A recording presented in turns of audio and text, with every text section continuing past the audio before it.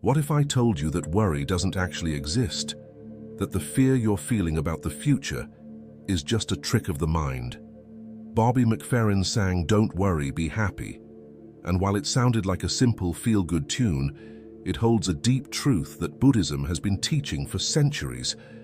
In this video, you'll discover why worry is just an illusion, how the present moment is all you truly need, and how to live with more peace, more lightness, and yes, more happiness. Stay with us. This could change the way you see life. What is worry according to Buddhism? Worry is something we all experience. It shows up when we lie in bed at night, eyes wide open, replaying conversations, imagining worst-case scenarios, trying to plan every detail of a future we can't control. We've come to believe that worrying is normal, even necessary, that it means we care, that we're being responsible. But what if that belief is the actual problem? In Buddhism, worry isn't seen as a useful habit. It's seen as a form of dukkha, suffering or dissatisfaction. And not just any suffering, but self-created suffering, the kind that arises not from what's happening right now, but from what might happen later. Worry lives in the future, and in doing so, it pulls us out of the present moment. The Buddha taught that the present is the only place where life truly happens. Everything else is imagination. From the Buddhist perspective, worry is not just uncomfortable, it's deeply misleading. It creates a false sense of control. The idea that if we think enough, plan enough, anticipate every possible problem, we'll be safe. But Buddhism shows us that this is an illusion. Impermanence, anicca, is one of the core truths of existence. Everything is always changing, shifting, moving. No matter how much we prepare, life will always surprise us. Worry also arises from attachment, upadana in Pali. We cling to outcomes, to people, to situations going a certain way. And when our grip tightens, our fear grows. We fear losing what we have or not getting what we want. That fear feeds worry. It keeps the mind racing. Buddhism doesn't say we shouldn't care, it says we shouldn't cling. Because clinging creates dependency, and dependency fuels anxiety. The Buddha used a powerful metaphor to explain this. Imagine a person walking through a forest who suddenly gets hit by an arrow. That arrow is real, it's painful. But then instead of treating the wound, they shoot themselves with a second arrow. That's worry. That's us.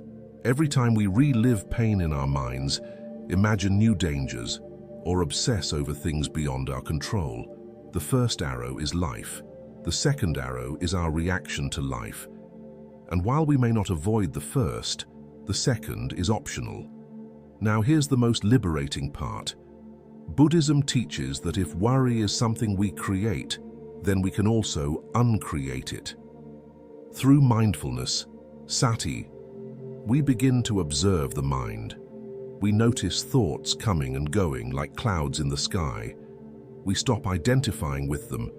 We start to see clearly and calmly that worry is not something we are. It's something we experience. And anything that we can observe, we can release. When you sit in meditation and a wave of worry appears, the practice is not to fight it. You simply label it, worry, and then you breathe, and then you let it pass. In that moment, you're reclaiming your peace, not by fixing the future, but by returning to the now. So, what is worry according to Buddhism? It's a habit of the untrained mind, a product of fear, clinging, and ignorance. And it is absolutely possible to live without it, not by pretending problems don't exist, but by seeing through the illusion that worry solves them. The more we train our mind to stay present, the more we see that this moment, right now, is not only enough, it's all we ever truly have. The mind's trap. How we create suffering with thoughts. The mind is a storyteller. Every day it spins narratives about who we are, what we need, what might happen, what we should fear. And most of the time we believe those stories. We accept them without question. But Buddhism teaches that the mind, when left untrained, becomes a trap, a source of confusion, fear, and suffering. Worry is one of the clearest examples of this trap. Think about it. No one chooses to worry. It just happens, right? One thought leads to another, and before we know it, we're 10 steps ahead in a future that doesn't exist, feeling emotions about situations that haven't even occurred. Buddhism calls this samsara, the endless cycle of suffering caused by craving, aversion, and ignorance. And worry sits right at the center of that cycle. The problem isn't that we have thoughts. The problem is that we identify with them. We believe everything the mind says. If the mind says something bad is going to happen, we tense up. If the mind says we're not good enough, we shrink. But here's the truth. Thoughts are just thoughts. They are not reality. They are temporary mental events, shaped by our past, our conditioning, our fears, and yet they shape our entire experience of life. In Buddhism, there is a powerful practice called vipassana, clear seeing. It means looking directly at the nature of our thoughts and emotions. When we practice vipassana, we start to see how quickly the mind reacts to discomfort, how it tries to escape the present by jumping to the past or the future. We see how thoughts create stories, and stories create suffering. Here's an example. Imagine you're waiting for a message from someone important. An hour passes and they don't reply. The mind starts spinning. Maybe they're angry, maybe you did something wrong, maybe something bad happened. In reality, nothing has happened. But your body reacts as if something has. You feel anxious, restless, upset. All because of a thought. That's the trap. Buddhism teaches that to escape this trap, we don't fight the mind, we observe it. We create space between the thought and our reaction to it. When a worry arises, we don't have to follow it. We can see it, acknowledge it, and let it pass. That's where freedom begins. The Buddha compared the untrained mind to a wild elephant. It's strong, it's powerful, but without discipline, it causes chaos. Through meditation, mindfulness, and ethical living, we begin to tame that elephant. We start to guide the mind instead of being dragged by it. And here's something beautiful. When we stop identifying with thoughts, our suffering begins to dissolve. We don't need to fix every problem, control every outcome, or plan every detail. We just need to be aware, moment by moment. In that awareness, worry has no power. It only survives when we're not paying attention. So yes, the mind can be a trap, but it can also be the path to liberation if we learn how to use it wisely. Living in the present, the real antidote. Let's take a moment, just a moment. Pause whatever you're doing, close your eyes if you want, and take a slow breath in and out. That breath, that's your anchor. That's the present, and it's always here. Always, no matter where your mind tries to go. Now think about how most of us live. We're here, but not really. Our bodies might be sitting, walking, working, but our minds, they're miles away. We're thinking about the message we haven't answered, the mistake we made last week, the deadline we have tomorrow, the conversation we're scared to have. Our thoughts jump ahead, trying to prepare for the worst. And while all of that is happening, we miss what's actually real, this moment. Right now, Buddhism teaches something very simple but very powerful. Suffering happens when we leave the present, when we resist what's here, when we wish it were different. And anxiety. Anxiety is the signal that we're living in a future that doesn't exist. We're arguing with life before it even happens. But what if we could stop doing that? What if we could train ourselves gently to stay here? Not forever, just for one breath, one step, one moment at a time. This is where mindfulness comes in. And no, it's not just sitting with your eyes closed for 20 minutes a day. Mindfulness is noticing. It's being fully awake to your life. When you eat, you taste. When you walk, you feel your feet touching the ground. When you listen, you actually hear. You don't rush to respond. You don't judge. You're just here, fully. And something amazing happens when we start living this way. The noise in our heads, it softens. The pressure in our chest, it loosens. We stop creating stories about what could go wrong. We stop building mountains out of tiny thoughts. We stop making ourselves sick with possibilities. And instead, we find presence. We find peace. You might be wondering, okay, but how do I stay present when life is so uncertain? The answer isn't to control life, it's to trust it. Being present doesn't mean everything is perfect. It means you're strong enough to stay with what is, instead of running from what might be. And here's something most people miss. When you're present, you make better decisions. You see more clearly. You respond instead of react. You breathe instead of panic. That space between thought and action, that's where your power lives, that's where your freedom is born. We don't have to live as prisoners of our minds. We can train ourselves to come back, again and again, no guilt, no rush, just return to the breath, to the body, to the now, because the truth is, this moment is the only place where happiness can live. Not in the memory of yesterday, not in the dream of tomorrow, just here. And here, in this quiet, ordinary moment, you'll find everything you've been looking for. So next time the thoughts start spinning, the heart starts racing, and the mind starts building its what-if tower, pause, place a hand on your chest, take a breath, smile even just a little, and say to yourself, I'm here, I'm safe, I'm enough. That's the real antidote to anxiety, not control, not perfection, just presence. Trusting life, the art of letting go. Letting go sounds simple, but if you've ever tried it, you know it's one of the hardest things to do. Because deep down, most of us carry a quiet fear that if we let go, things will fall apart. That if we stop worrying, we'll lose control. That if we stop trying so hard, something bad will happen.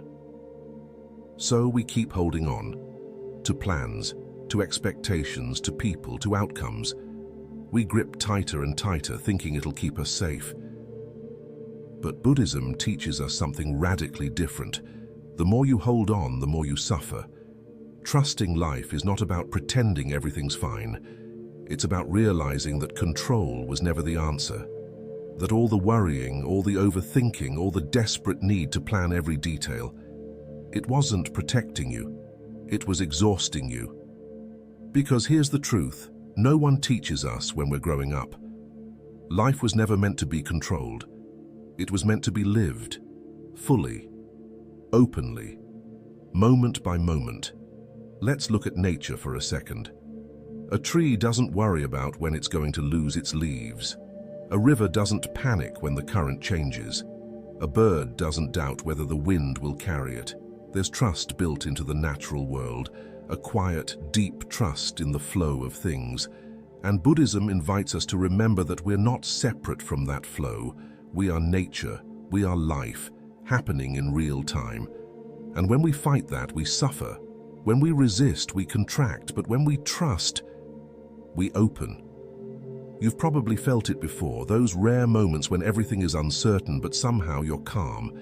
Maybe it was during a crisis, or a big change, or when you finally said, I don't know what's going to happen, but I'll deal with it when it does. That's trust. That's the art of letting go.